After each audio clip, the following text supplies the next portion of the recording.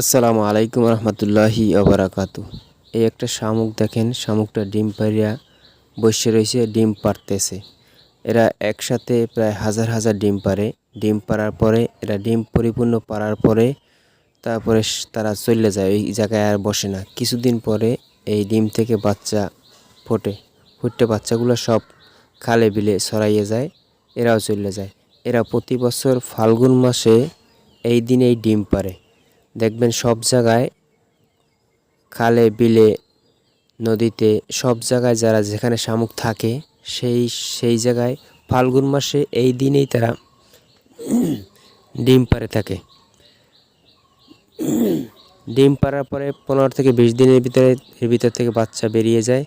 বেরিয়ে যাওয়ার পরে অল্প পানির ভিতরে তারা বসবাস শুরু করে। তারপর পর্যায়ক্রমে তারা অন্য সব স্থান পরিবর্তন করে।